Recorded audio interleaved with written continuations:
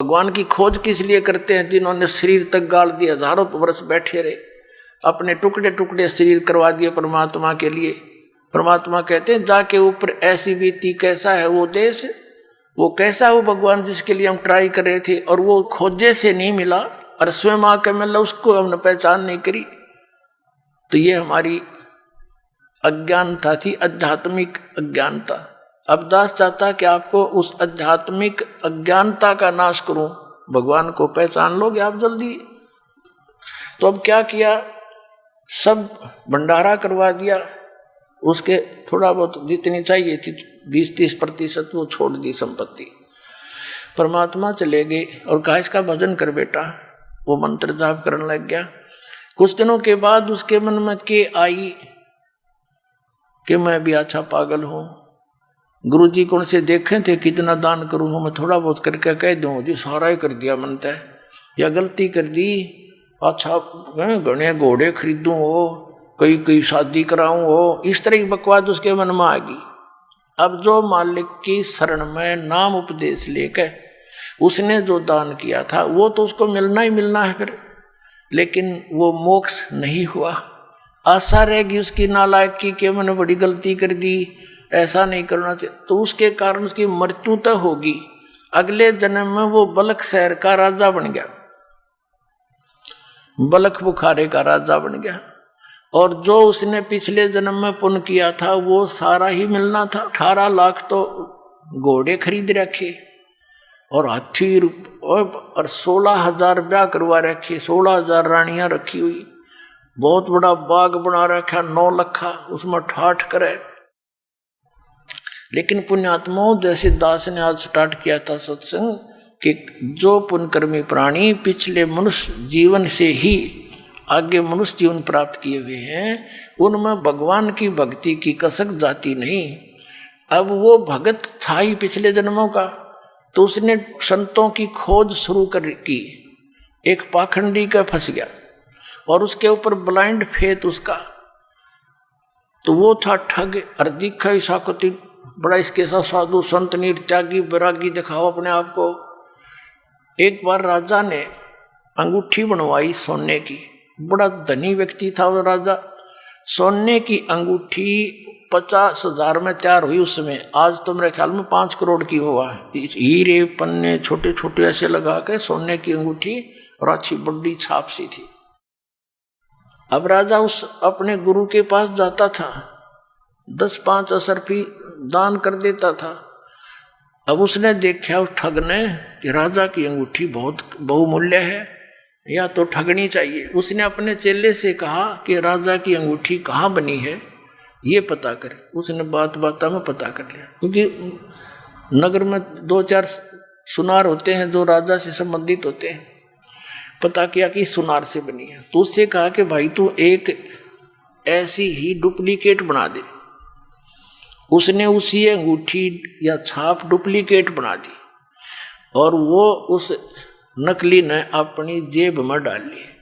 उसके गुरुजी ने राजा को संदेशा भिजवाया कि गुरुजी नौका विहार करना चाहते हैं। राजा को जब संदेशा मिला, वो तो डिवोटेड होते हैं श्रद्धालु, तो कहा भी चलो फटाफट, और आपके साथ नौका विहार करना चाहते हैं। राजा ने तुरंत करवा दी व्यवस्था और आप भी आ गया और कहा महाराज चलो। एक नौका में राजा, 1-2 नौकर, राजा और उसका गुरुजी नौका में बैठे, नाविक चला रहा है और घूम रहे एक बहुत बड़े सरोवर के अंदर। जब उसने राजन ये क्या है? अगजी अंगूठी है गुरुदेव, ये कितनी कीमत की होगी? अगलो जी देखो ये है 50,000 रुपये की तैयार हुई है। अच्छा, और नाविक जरा ध्यान से चला, इधर चल। अब उस राजा की नजर तन्यून होगी कि भाई ये नाविक गड़बड़ कैसे कर रहा है। वह अंगूठी डाली, दूसरी नकली काट के कहने लगे राजन अंगूठी तो बहुत अच्छी है पर हमारे क्या काम की। उसने कहा राजा ने आप रख लो गुरुदेव। अरे हमारे क्या काम की, हमारे लिए तो मिट्टी है। वहां फेंक दी तालाब में। अब राजा ने सोचा भी गुरुजी के तो चाड़ा है, कति त्यागी विरागी है, ये तो किसी चीज की इच्छा ही नहीं रखता। दूनी श्रद्धा बन गई उसकी। पहले 10 रुपये दान करता था, फिर 100 करने लग गया। अब वो चाहता यही था कि वो किसी तरह और अच्छा मजबूती से मेरे साथ लगे, और वह ओरिजिनल गाल ली गोज में, और वह छुपा दी अपनी कुटिया में जमीन खोद के, अपने कॉन्फिडेंशियल चेले थे दबुआ दी। कुछ दिनों के बाद उस चेले की गुरु की बिगड़ गई, चेला उससे नाराज हो गया। उस चेले ने सोचा इस गुरु जी की देही तोड़वाऊं। उसने मंत्री से कहा कि मंत्री जी, राजा की अंगूठी हमारे गुरु जी ने धोखे से ऐसे ऐसे कर रखा है। अब मंत्री कहने लगा भाई सच्ची बात है वो तो बताइए। अगजी कति सच्ची है, अग पक्की बात, अगजी कति पक्की बात है। मैंने अपने हाथ से दाब रखी, इसने मेरे से बनवाई थी, एक सुनार से मैं लाया था बनवा के, नकली बनवाई थी। ओरिजिनल तो इसने वहां दाब दी और वह फेंक दी जल में। इसने ठग गया है राजन को। मंत्री ने भाई सोचा चल भाई डट जा, मैं थोड़ा समय आने पर बात करूंगा। सीधी बात तो नहीं कर सकते क्योंकि राजा तो जबरदस्त इस पर विश्वास किए हुए है। एक दिन धीरे धीरे मंत्री ने कहा राजन मैंने कुछ बात सुनी है। क्या? कि आपकी अंगूठी उस आपके गुरुजी ने आपके साथ धोखा करके और नकली जल में फेंक दी, असली वो लिए बैठा है। अब राजा ने बोला मंत्री फिर से ये बात मत कहना, मेरे गुरुदेव के बारे में ऐसी बात तू बोला मत। अब मंत्री चुप हो गया। परमात्मा ने दया करनी थी उसके ऊपर। कोई काफी देर जब मंत्री चुप रहा, कहने लगा मंत्री सच बता, क्या यह सत्य है? मुझे जिसने बताया उसका कॉन्फिडेंशियल चेला है और उसे मैंने बहुत खोद कर पूछा कि सच्चाई होनी चाहिए। वो कह दी कति सच्चाई ना, मेरी गर्दन काट दे। तो राजा इतना विश्वास करता था कि मंत्री अगर वहां बात कच्ची पागी तो मैं तेरी गर्दन काटूंगा, तो फिर तसल्ली कर ले। उसने फिर तसल्ली की, कॉन्फर्म होगी। तब वो चेला बुलाया, चेले से पूछा कि किस सुनार से बनवाई, तो सुनार बुलवाया राजा ने। मंत्री ने भी उस सुनार से पूछ लिया था। जब राजा को विश्वास हो गया फिर भी नहीं हुआ, भाई देखो मैं तो जब मानूंगा अंगूठी मेरे पास हाथ में होगी। वो अल्लाह बोला जी चलो मैं बता दूंगा। राजा मंत्री 2-4 सैनिक 10 बॉडीगार्ड गए और जाते चेलन काट के वह खोद कर दे दी। और गुरु बैठा बैठा देखे वह अंगूठी ये आपकी। तब राजा ने देखा उसकी तरफ, करड़ा करड़ा पैरा मार के गिर गया। वो ठग, माफ कर दो आप तो बख्शनार हो, मेरे से गलती होगी। उसका दो मारी लात, अग निकल जाए दुष्ट यहाँ से तू। उस दिन के बाद देखो पुण्यात्मा दास क्या बताना चाहता है कि जो ये पुण्यात्माएं नकली संता कर फंसी पड़ी हैं और उन पर पूर्ण विश्वास करे बैठी हैं परम धनी जान के। ठीक है, श्रद्धालु का तो ये स्वभाव होता ही होता है। अब ये ठग दुरुपयोग करते हैं इस टाइप के। तो उस राजा को नास्तिक बना दिया उन्होंने। राजा ने आदेश दे दिया कि जो कोई भी संत साधु पावे मेरे पास लाओ। सीधा आदेश नहीं दिया कि इनको मारो और भगा दो, कि कोई भी संत मिल जा उसको लाओ पकड़ के मेरे पास लाओ। अब सैनिक घूमने लग गए, जहां भी कोई साधु संत मिले उनको राजा के पास लावे।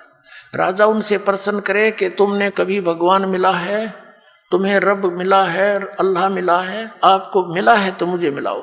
अब चाहे वो अच्छे भगत थे, जैसे भी थे, नेक थे, उनमें सारे के ठग हुआ करें, तो उनका कोई उत्तर नहीं होता था। उनको उठा करके कैद में डाल दिया। एक संत ऐसे कोई समझदार सा था, उसको पकड़ जाए। उसने प्रश्न किया राजा ने कि मुझे दिखाओ भगवान तुमने मिला है तो। संत ने कहा जी एक दूध का गिलास मंगाओ। राजा ने सोचा पीता होगा, आदेश दे दिया नौकर को कि भाई मीठा करके गिलास दूध ला दे। अब दूध लाके उस ऋषि संत को दे दिया, साधु को। वो साधु दूध में उंगली दे रहे से देखे।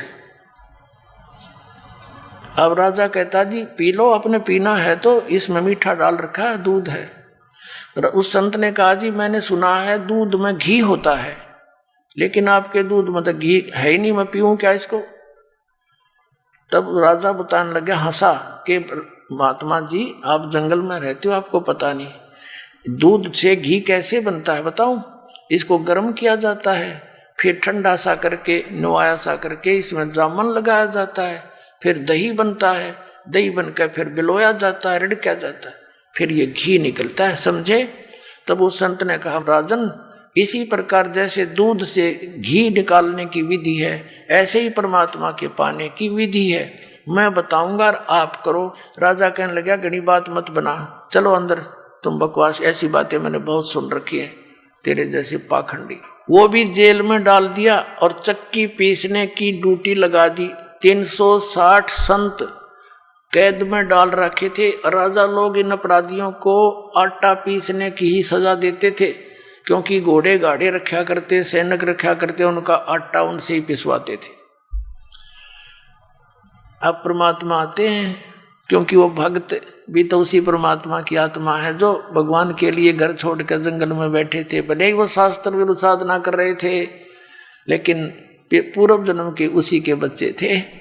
अब वो चक्की पीस रोए, ये भगवान बता तेरे नाम पर निकले थे, आज मालिक तेरी भक्ति करते करते ये दुख हमारे ऊपर आए। तो कहते पहुंचूंगा क्षण एक में अपने जन के काज। एक तीर से कई शिकार करते हैं भगवान। उधर से उस राजा को दलदल से निकालना था, उधर से उनकी भी बंद छुटवानी थी। अब क्या हुआ, एक दिन परमात्मा एक ऊंट, जैसे राजस्थान के अंदर होते हैं ये राजस्थानी, बड़े बड़े साफे होते हैं इनके, ऊंटवाल बोलते हैं इनको, और लंबी नोक की जूतियां होती थी पहले, एक लठ रखते थे साथ में, छोटा सा कुर्ता सा पहनते थे, धोती डबल टांग की पहनते थे। ऐसी वेशभूषा बनाकर एक कारवां बोलते, कारवान, उस रभारी जैसी, और राजा के रेजिडेंशियल प्लेस पर, यानी उसके निवास स्थान की छत पर, राजा के घर की छत पर रात्रि के समय, और ऐसे खोद मारे लाठी की छत पे, खट खट हुआ। राजा की छत पर तो चिड़िया की आवाज भी नहीं हो सकती। राजा एकदम नींद से उठा, मंत्रियों को फालन किया, ये क्या आवाज आ रही है, तुम कहाँ सो गए हो, और पकड़ के लाओ ये कौन है कमबख्त। अब लाए ऊपर तो पकड़ के एक राजस्थानी सा नो लठ ले रहा हाथ में, नो खड़ा। राजा बोला तू कौन है। परमात्मा बोले भाई मैं ऊंट रखता हूँ गने, और कल मेरा एक ऊंट गुम हो गया, उस ऊंट ने ढूंढता ढूंढता तेरी छात पर आ गया। मैं नो सोचूं था कहीं आना बैठा हो तेरी छात पर मेरा ऊंट। अब राजा कहता है अरे बोले आदमी, छत पर कभी ऊंट हो सकता है, यानी क्वाइट इम्पॉसिबल, तू कहाँ ढूंढ रहा है। तब परमात्मा ने कहा जिस प्रकार छत पर ऊंट नहीं हो सकता, नहीं मिल सकता, इसी प्रकार तू इन संतों को दुखी करके अब्राहिम भगवान नहीं पा सकता, क्वाइट इम्पॉसिबल। अन्यों का अंतर ध्यान हो गए, अदृश्य हो गए। वहां से राजा को चक्कर आ गया, क्योंकि सामने से आदमी एकदम उदल हो जा तो कलेजा हिल जाए इंसान का। और वहां पहुंचे कहां पर, जहां वो चक्की पीस रहे थे। परमात्मा ने जाके कहा उन जेलर से कि भाई मेरी भी सजा कर दी तुम्हारे राजा ने। वो भी साधु सा रूप बना लिया मालिक ने वहां जाके। कहने लगे अच्छा भाई तेरी सजा कर दी, कहाँ तू बड़ा ईमानदार आप पाया गया। अकोर भाई क्या करूं, क्या करूं, और मैं नहीं कहीं और फिर पकड़ के लाएंगे मुझे। तो उस जेलर ने वो भी अंदर कर दिया कि चल पकड़ चक्की पीस। अब परमात्मा बोले भाई बात सुन, सैनिकों पुलिस वालों, एक काम करेंगे हम सभी, उनसे कह दिया कैदियों से, कैदियों भाई डट जाओ, बंद कर दो चक्की को। एक काम करेंगे, चाहे तो आटा पिसवा लो और चाहे इसमें ये दाने डलवा लो, एक काम तुम करो, एक काम करेंगे। अब उस सैनिका ने सोचा अच्छा ये तो क्रांतिकारी है भाई, इसने सारे ये चंगरा दिए। तो उन्होंने सोची कि लाइन की फड़क काट देंगे। पहले 4 घंटे पिसवाते थे तो ईव इनको 12 घंटे पिसवाएंगे, और हम कनक डालेंगे ये पीसेंगे। कहने लगे तुम चक्की पीसो और हम कनक डालेंगे। परमात्मा बोले ठीक है पोजीशन पकड़ो। अब वो सारे पुलिस वाले खड़े हो गए, क्यों पुलिस वाला एक का जना 10 चक्की हम डाल दे, इतने वो लगे रहे काफी देर तक। तो परमात्मा बोले भाई तुम खड़े हो जाओ साधु भक्तों और आंखें बंद करो। उन्होंने आंखें बंद कर ली, और परमात्मा ने अपने हिस्से की जो चक्की थी उनके लिए रखी हुई थी उसका डंडा लगा दिया सोठी। वो 360 चक्की अपने आप घूमने लगी, नो खखाट उठ गया।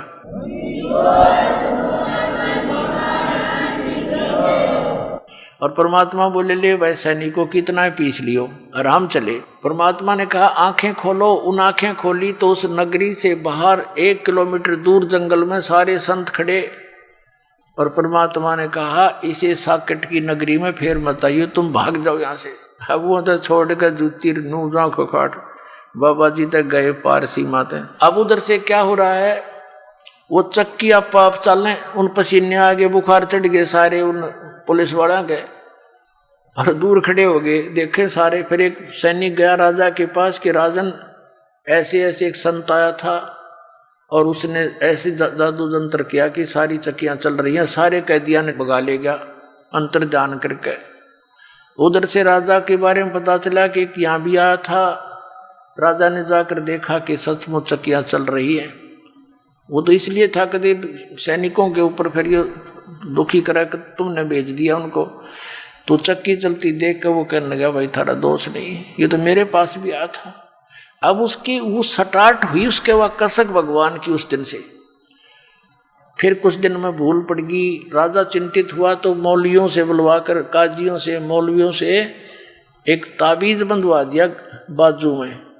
उन्होंने बताया जी ये तो कोई ऐसे जन वगैरह होते हैं, भूत प्रेत, ये फरिश्ते वगैरह आ जाते हैं, कोई ऐसी बात नहीं, अब नहीं आएंगे। कुछ दिनों के बाद परमात्मा ने क्या करा, एक यात्री का रूप बनाया। शाम के समय एक छोटी सी पोटली राह चलते रखा करते, बैग बैग जैसे छोटा सा, उसमें अपने रास्ते के कपड़े आदि होते थे। ऐसा लेकर के एक पोटली सी सिर पे, और शाम के समय राजा बैठा था अपने महल के सामने घर में। एक तो होता है उनका दरबार ऑफिस, वो अलग होता है, एक अपने घर में बैठा था। और वो परमात्मा पहुंच गए वहां सामने राजा के पास। राजा से जाकर कहने लगे अरे भाई धर्मशाला वाले, ए सराय वाले, एक कमरा किराए पर दे दे भाई, और उसका किराया बता दे, मैंने एक रात काटनी है। राजा उसके मुंह की तरफ देखे, उन्हें सोचा भोला बाला यात्री ग्रामीण है, इसका धोखा लग गया। वो कहने लगा भाई आप कौन हो? उसने कहा परमात्मा मैं यात्री हूँ, मैंने अपने जाना है सफर पे, देर होगी, मैंने रुकना है रात ने, तो किराया बता दे, कोठड़ी मैंने दे दे। तो राजा बोला तेने पता ये क्या स्थान है? अब क्या है भाई बता दे। कि ये मेरा महल है, मैं राजा हूँ यहाँ का, ये सराय नहीं है। परमात्मा ने पूछा तेरे से पहले इसमें कौन था भाई? कि मेरे पिताजी थे। उससे पहले कौन था? कि मेरे दादे परदादे मेरे पूर्वज थे। तो वहाँ वो कहाँ गए? कि वो तो अल्लाह खुदा को प्यारे हुए। तो आप कितने दिन रहोगे इसमें? जब अपना नंबर आवा ना मृत्यु का, जब होश हवास उठ जाते आदमी के, कहाँ जाना तो मुझे भी पड़ेगा। फिर न महल समझे मूर्ख तू, ये सरा नहीं तो क्या तू महल समझता है? ये तेरे बाप दादा पड़ पीढ़ी ये भी बसे सरा में गिद्दी, ऐसे ही तू चल जाई, इसलिए मैंने यह महल सरा बताई। न्यों कहकर अंतर ध्यान हो गए। राजा को चक्कर आके गिर गया। अब फिर और मौलवी बुला दिया, उसने दूसरी बाजू का तबीज बांध दिया। कब नहीं आओगा, भूत प्रेत था कोई। इन्होंने जरा यो प्रेत ना हटता, ये तो हमें निकाल कर छोड़ देगा यहाँ से काल के जाल से।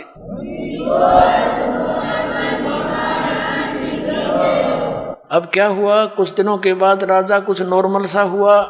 ये राजा क्या करता था, एक 9 लखा बाग होता है जिसमें 9 लाख प्रकार के पौधे लगाए जाते हैं, मतलब उसमें अच्छा बढ़िया वातावरण बनाने के लिए वहाँ राजा टहलता था। और दोपहर के समय 2-3 घंटे वहाँ विश्राम करता था। उस बाग के अंदर राजा की जो बेड था, बिस्तर था, उसको संवारने का, आसपास चारों तरफ फूल फाल सजाने की ड्यूटी बांदियों की लगाई जाती थी, नौकरानियों की। परमात्मा ने एक दिन एक बंदी का, दासी का रूप बनाया, नौकरानी, यानी रानियों की ड्रेस में और नौकरानियों की ड्रेस में अंतर होता था। अब परमात्मा ने एक नौकरानी का रूप बना के और बेड बिछाया खूब सुंदर, चारों तरफ गुलदस्ते लगा दिए, राजा की बेड पर स्वयं सो गए, बंदी रूप में, नौकरानी रूप में। अब राजा आया, उसने देखा कि तेरी सेज पर, तेरे बेड पर एक बंदी सोए। इसका इतना दिमाग खराब हो गया, इसका इतना डर निकल गया। वहां पर एक अंटर रखा होता था, राजाओं के पास रखते थे, आसपास रहता था। एक अंटर उठाया, कोड़ा। वो कोड़ा इतना जबरदस्त लगा करता था, अगर घोड़े का मार दे तो घोड़ा बैठ जा, इतना पीड़ा होती थी। उसने क्रोधित होकर के उसको, परमात्मा को बंदी जानकर, दासी मानकर, नौकरानी मानकर 3 कोरडे जबरदस्त ढंग से मारे और 3 निशान न्यारे न्यारे मार लेके कमर पर हो गए। अब परमात्मा बंदी रूप में खड़े हुए, दासी रूप में। पहले तो थोड़ा सा रोने का बहाना किया और फिर हंसते हंसते लोटपोट हो गए, जमीन पर लौट कर हंसे हंसे, डटे नहीं डटे। अब उस राजा ने सोचा, इन कोरडे लागे पास आदमी आसन का तना रहा करे, क्या कारण है। उसने बाजू पकड़ के उठाया, बंदी तू हंसी क्यों, मुझे इसका कारण बता। तब परमात्मा ने कहा कि मैं इसलिए हंस रही हूं, या इसी नकम्मी बेड है जो बिस्तर तेरा, जिस पर मैं 1 घड़ी सोई और 1 घड़ी सोने का मुझे दंड मिला 3 कोरडे। मैं नो हंसू बेटा, तेरी गेल के बनेगा, तू तो रोज सोए इस पर, अब तेरे साथ के बनेगी, मैं नो हंस रही हूं। और नो कह के अंतर ध्यान हो गए। उस दिन 2 घंटे मौसम आया, राजा बेहोश हो गया। लेकिन ये संसार के लोग जो काल के दूत ना मानने दे, रानियां ने फिर जंतर मंत्र करवा के गले में तबीज बंधवा दिया, अगना युग ठीक रहेगा। उधर से क्या किया, मंत्रियों ने सलाह दी रानी को कि इनको आप बाहर भेज दो, जंगल में शिकार करके आएंगे, वहां इनका दिल सा हो जाएगा दूसरी टाइप का, यहाँ रहेंगे तो चिंतित रहते हैं। अब वो चिंतित नहीं रहने लग गया, बस सचमुच ये तो एक दिन मरना है, ये सब छूटेगा। लेकिन हमारी आस्था की जड़ें घनी गहरी होती हैं, भगवान करेन का काम करेगा ना, जब निकलेंगे हम यहाँ से तो वो करेन भी लाओगा हमारे लिए, सत्कर मानना, चाहे कुछ भी करना पड़े पर हम लगे रहना इसके।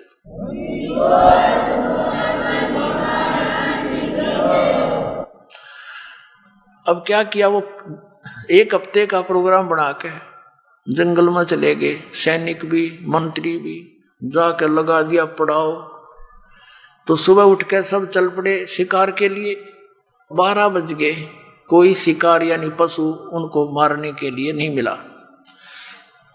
तो बगैर शिकार लिए राजा वापस आओ, अपनी बेइज्जती मानता है। इतने में क्या देखा कि एक हिरण आ रहा है, मृग।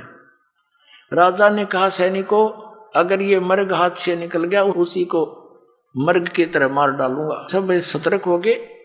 अब वो मृग राजा के घोड़े के नीचे निकल गया और दूसरे घोड़ों पर थे अपने अपने। अब किसने कहे मार दूंगा। अब यावा होता शर्मिंदा होकर पीछे 2 घोड़ा दौड़ा दिया मृग के, और सेना से रहेगी पीछे, और वो घोड़ी दूर आगे निकल गया। वो मृग जा करके इधर उधर बाईपास मार गया, अंतर ध्यान हो गया। क्या दिखा था उसने, वो तो मालिक की लीला थी। इतनी दूर चला गया, आसपास उसके साथी भी नहीं, और घोड़े को भी प्यास, झाग आगे प्यास लग आई, राजा को भी प्यास और भूख जबरदस्त लगी। ऐसी स्थिति होगी कि 10 मिनट जल नहीं मिला तो मौत हो जा। परमात्मा कहते हैं सोचल सिद्धर मैं करूं अपने जन के काज, जो जन मेरी शरण है ताका हूं मैं दास, और गेल गेल लग गया फिर साथ साथ रहता हूं जब लग धरती आकाश। जो बच्चा गऊ की नजर में यूं साईं को संत, और भक्ता के पीछे फिर वो भगत वत्सल भगवंत। अब वहां परमात्मा ने क्या लीला की, एक सुंदर बाग बनाया बगीची, और एक बहुत सुंदर छोटा सा तालाब निर्मल जल का, और एक झोपड़ी, और आप बैठ के जिंदा महात्मा। मुसलमानों में जिंदा महात्मा ज्यादा होते हैं, उनको फक्कड़ फकीर बताया करें। जिंदा महात्मा का रूप बना के झोंपड़ी का आगे बैठ गए, और 3 कुत्ते बहुत सुंदर, उनको बेलों से बांध रखा जो कुत्ते बांधने की होती, और एक बेल खाली रखी हुई थी कुत्ते बांधने की एक्स्ट्रा। अब राजा ने देखा, वाह या अल्लाह, क्यों तो बाद मरने को आता है जब कहता या अल्लाह मेरी जान बचाओ भगवान, मर गया आज तक आप ही रक्षक हो। अब परमात्मा जो रक्षक है उसका तो हमने पता ही नहीं, वो हमारा रक्षक, तीनों लोकों में प्रवेश करके सबका धारण पोषण करता है। तो वो सुनता है पल पल की, वहाँ वो बगीचे सब साजबाज 1 सेकंड में कर दिया। अब राजा थोड़ी देर दूर आ गया, देखा सचमुच बहुत बड़ा सरोवर है और थोड़ा सा तालाब है, बाग बगीचे अच्छी मेवा फल फ्रूट लगे हुए हैं। घोड़े को पानी पिलाया, घोड़ा बांध दिया वृक्ष के, स्वयं पानी पिया, कुछ खाया पिया। फिर देखा महात्मा जी बैठे हैं, महात्मा के पास आए। अब आदमी का जब संकट टल जाता है इसने फिर बकवाद बाती है, वो ही शुरुआत हो जाती है। जाके कहने लगा, बाबा जी इन 3 कुत्तों का क्या करेगा तू, ये 2 मुझे दे दे। तब परमात्मा बोले संत रूप में, कहने लगे भाई बात सुन, ये VIP डॉग हैं, ये ऐसे देने के नहीं है। वो कहने लगा VIP कैसे, कि ये है ना बलख शहर का जो राजा है वर्तमान में, ये उसका पिता है, ये इसका दादा और ये इसका तीसरा दादा। इन निकम्मों को मैं बार बार समझाया करता, भाई परमात्मा बच लो, ये राजपाट सदा नहीं रहेगा। पर इन एक नहीं सुनी, आज ये कुत्ते बन गए और उनके लिए हलवा बना रखा पालक ने, और इतनी दूरी पर रख रखा, उनके जो पहुंच से बांध रखे थे, यानी 6 इंच दूरी पर। वो खूब कोशिश कर ऐसे खाने की, यूँ खाने की। देख अब इनको हलवा चाहिए, और बेल थी ना खाली, वो हमारी उनका कमर पर एक अगला मैं खिलाऊंगा तुम ना हलवे काजू किशमिश के। वो चिल्लावे ट्या ट्या करे, और वो सुने सारी कहानी। और फिर परमात्मा बोले, या खाली बेल है ना भाई, या बताओ किस लिए ले रखी है। अब जो वर्तमान में राजा है ना वो मरेगा और वो कुत्ता बनेगा, उसने इस्ते बांध दूंगा अराड़े इस कीट के साथ ही। उसका तो पसीने आ गए। अब चरणों में गिर गया उस संत के, हे भगवान या बिरान मट्टी होगी, अज्ञा तेरा गए भाई, कौन है तू। कि मैं जी वो बलख बुखारी का राजा हूँ। तो परमात्मा ने कहा, ये तेरे बाप दादा थे भाई, इनने भी तेरे की तरह बड़ी बदपहल कमाई, अब तू तख्त बैठ कर भूली, तेरा मन चढ़ने को सूली। नालायक जो काम करने का था उतने शुरुआत भी नहीं की। इतना कह कर अंतर्ध्यान हो गए। राजा बेहोश हो गया, चेत हो गया। नरमात्मा बहुत होती है भगत की। काफी देर के बाद वो होश में आया, क्या देखता है, ना वो कोई संत है, ना कोई कुत्ता है, ना बाग ना बगीचा, ऐसे पड़ा कॉलर में। और घोड़ा देखा, घोड़े के पैर पानी में भीगे हुए हैं, पानी पी रखा, अपना तृप्ति। अब वो समझ नहीं सका, और ये पता लग गया तो बहुत बुरी बनेगी भाई। उसी समय इतने मायूस हो गया, आके सैनिकों से बोला नहीं और ऐसे संकेत किया कि उठाओ सब सामान को, चलो मेरे साथ। वो सैनिक तो ट्रेंड होते हैं, 10 मिनट में बांध गया अपने बैग रो लिए, गिर घोड़े ले गए, वापस आ गए। रानियों ने पूछा मंत्रियों से, क्या हो गया। अगदी पता नहीं, ऐसे ऐसे मृग के पीछे पीछे गए थे और पता नहीं वहाँ क्या हुआ इनको, और वापस आए तो किसी से नहीं बोलते। एक कमरे में जाकर बैठ के रानी चली गई, मंत्री चले गए। मुख्य रानियाँ होती हैं वो तो राजा साथ घुली मिली होती हैं, सब कुछ बोल देती हैं। कहने लगे, जी आप तो औरतों से भी गए गुजरे, औरतें कहा करती हैं मुझे ये दिख गया, वहाँ खड़ी थी एक बाबा दिखा, वहाँ खड़ी थी एक भूत दिखा। आप तो उनसे भी गए गुजरे होगे, हिम्मत करो, आप तो क्षत्रिय हो। ये है उसमें लगी पंप मारने, उसका तो कलेजा में जख्म हो गया। अब वो सोचा ही न क्यों कर समझाऊं बता। इतने में एक कुत्ता आ गया, उस कुत्ते के सिर में कीड़े पड़े हुए थे, जख्म था, उसमें जीव चल रहे थे। वो आकर कहने लगा, अब्राहिम देख ले, मैं उस नगर का राजा था, मैंने जितने भी शिकार खेल लिया और जुल्म किए, ये देख अपने कर्म का भोग रहा हूं। अब जान बचाई जा तो बचा ले भाई, न्यों कह करो भाग्य खेदे ही। अब राजा कहने लगा, देख लिया तुमने, तुम्हारे सामने, अब तो आगे पीछे हो तो चलो, तुम ना मानो थे। और कहा निकल जाओ इस कमरे से बाहर। सबको बाहर कर दिया, कुंडी ला ली। रात्रि के समय घर के पीछे से कमंद डालकर, रस्सा डालकर, सब वस्त्र निकाल कर और एक साल की जो है ना चद्दर सी बांध के ऐसे गले में एक का लपेटा करें साधु संत ऐसे, और निकल गया घर से। रात ने 20 किलोमीटर खींच दी रातों रात, घर के उठे इतने। अब आगे जाके क्या देखा, भूख लगी जोर की, एक मालन बेर बेचे थी। कहा मालन बेर कैसे देती है? कहने लगी 1 पैसे का शेर देती हूं। अब्राहिम ने कहा ये मेरे पास पैसा तो है नहीं, ये जूती है, इतनी कीमती जूती पहना करता, 2.5 लाख रुपए की, 1.25 लाख रुपए की एक जूती, उसमें हीरे पन्ने जुड़ा रखे, सारी ऐसी थी, सबसे कम कीमत की थी जो पैर के चल जाओ। अब भूख का गे पुण्यात्मा, ये सोना काम नहीं करे। भूख लगी, कहने लगा ये दोनों जूती दे दूंगा तेरे को, मुझे 1 शेर बेर दे दे, और ये 2.5 लाख रुपए की है। मालन ऊपर ले मन तेनों कहने लगी मैंने तो 1 पैसा चाहिए, क्योंकि कैसे दे दे, और दोनों उठा के अपने सारे दर ली। 1 शेर बेर जब तोलने लगी 1 किलो, 1 बेर जमीन पर गिर गया तोलते तोलते। मालन तेनों कह मेरा, अब्राहिम कह मेरा, तुले पाछे गिरा है, वनु के ना मेरे हाथ से गिरा है। उस बेर पे गुत्तम गुत्ता परमात्मा ने अपने रूप में आकर उसका 1 दिरा कान पे है, ने बोला 2.5 लाख की जूती और 1 पैसे का बेर है, देखा तम सुल्तान तने के छोड़ दिया मेर, ये ममता क्या छोड़ा तू, राज ने गिर ले लिए फिर है नालायक, जा वापस अपने घर ने कर ले राज तू। अरे मुश्किल तो नरक से निकाला।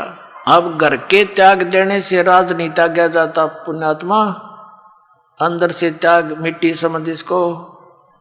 और फिर चरणों में गिर गया, हे भगवान बड़ी दया करी आपने, मैं तो कति यहाँ तक दब चुका था दाता, आपने तो रस्सा बांध कर निकाला हूँ। बेटा मुझे मालूम था तेरी दुश्मन थी माया, जिसने तो अपनी प्यारी समझ रहा था। अब मैं तेरे साथ हूँ ना, जिस चीज़ की आवश्यकता पड़े मुझे बताइए, हाजिर खड़ा पाओगा। अब क्या हुआ, शाम के समय उसने फिर भूख लगी ना, सुबह के समय रात तो कट गई, तो सुबह याद किया भगवान भूख लगी।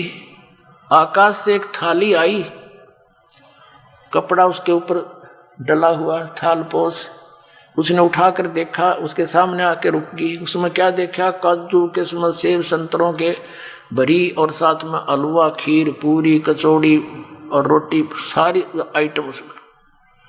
वापस न्यू का न्यू ढक दिया कपड़ा और मुंह फेर कर बैठ गया, कहना भगवान ये तो आपने छुटवाए थे, ये फिर भेज दिए, दास को सूखी रोटी दे दो। परमात्मा ने आकाशवाणी करी, बेटा तू सफल हुआ, अब तेरी आत्मा हट गई इस गंदे दलदल से, अब तू लकड़ी तोड़ और जंगल से बेच और अपना गुजारा कर और भक्ति कर बेटा, नाम बिना बात नहीं बढ़ेगी। अब उसको नाम दिया सतनाम, पहला मंत्र दिया, फिर सतनाम दिया, फिर कहा बेटा तुझे सारनाम दूंगा, सारनाम जब दूंगा तू योग्य हो जाएगा। और परमात्मा ने बताया कि मेरा वहां आश्रम है, तू वहां आ जाना। तो वहां एक रहते थे साधु रूप में परमात्मा। अब्राहिम वहां जाने लगा, फिर सारनाम का समय आया, परमात्मा ने कहा बेटा ठीक है वहां आ जाना, सारनाम तुझे दूंगा मैं। वो समय रख दिया, तिथि बता दी, तो राजा आ रहा था और एक बहन भगतमती वो उसी नगर की थी, और उसके नगर के पास परमात्मा का आश्रम था छोटा सा। वो राजा जो भगत बन गया था वो नीचे से जा रहा था गली से, वो लड़की ऊपर से कोई कूड़ा करकट उठाकर और नीचे डाल दिया उसने। डालने के बाद देखा तो एक व्यक्ति पे गिर गया, और लड़की झांक के देखा, फिर बाद में वो रोले मचाने लग गया, तूने ये क्या कर दिया, कौन है तू बदतमीज।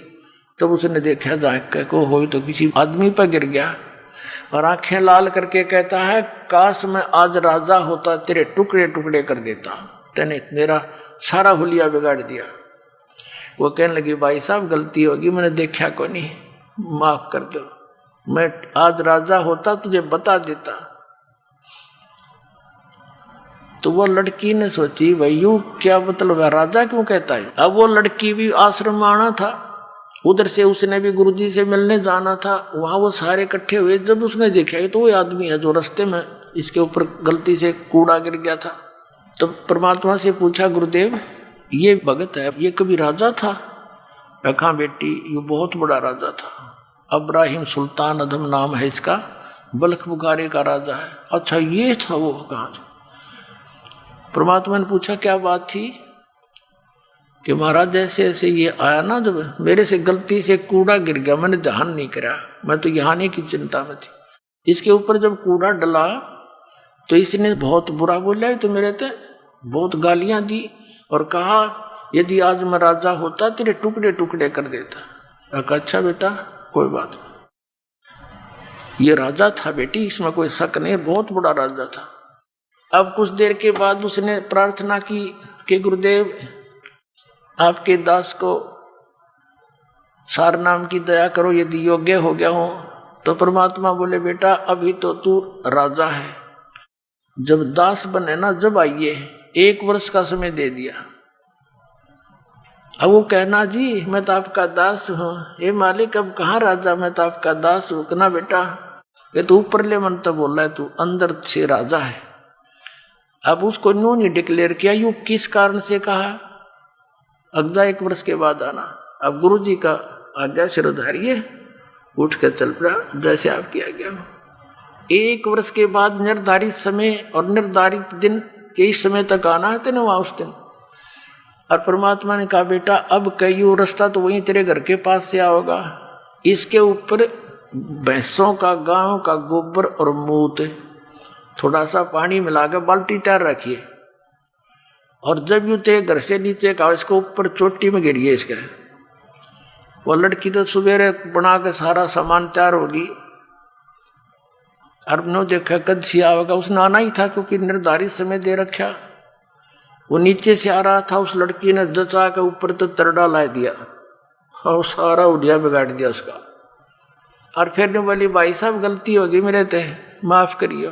ने बोला बहन कोई बात ना, माटी पर माटी ये तो पड़ी है, कोई बात ना, धो लूंगा नहा लूंगा, कोई बात नहीं।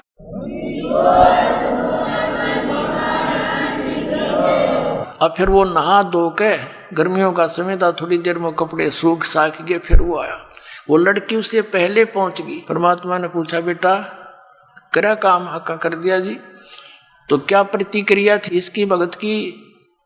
वो लड़की बोली जी आज नो बोल आयु कि कोई ना बहन, ये तो माटी पर माटी पड़ी है, धो लूंगा साफ हो जाएगी, कोई बात नहीं। कहा बेटा आज यू योग्य हो गया सार नाम के, आज दूंगा इसने। फिर वो आया, चरणों में प्रणाम किया कि गुरुदेव आपका दास योग्य हो गया हो तो दया करियो दाता। ने बोला बेटा आज तू राजा नहीं है, आज तू दास है, और दास है तो मेरा खास है। बोला जी ना राजा नहीं था मैं। ना बेटा उस दिन तू राजा था, इस लड़की ने तेरे ऊपर वो कूड़ा डाला था, क्या बोला तू उस दिन? कहा जी उस दिन तो मैं कति ढेढ़ था, राजा तो होता कि मैं कर दे, मैं कुछ करण का भी ना था, फिर बकवाद करूं था। ये परमात्मा आपकी दया से आज दास के अंदर दासापन आ गया। तो परमात्मा कहते हैं दासातन नेड़े नहीं नाम धरावे दास, और पानी के पिए बिना भाई कैसे बुझ जा प्यास। तो पुण्यात्माओं यही प्रोसेस जो सतनाम और सारनाम का शुरुआत से ही है, और आज यो नाम आपको सहज में मिलने जा रहा है, और आपको इस ज्ञान रूपी क्रेन से यहाँ से निकाल कर सतलोक भेजा जाएगा। बोलो सतगुरुदेव की जय हो। परम पिता परमात्मा पूर्ण ब्रह्म सर्व सृष्टि रचनहार कुल मालिक कबीर परमेश्वर जी की असीम कृपा से आप सर्व पुण्यात्मा सत्संग सुनने के लिए यहाँ पहुँचे।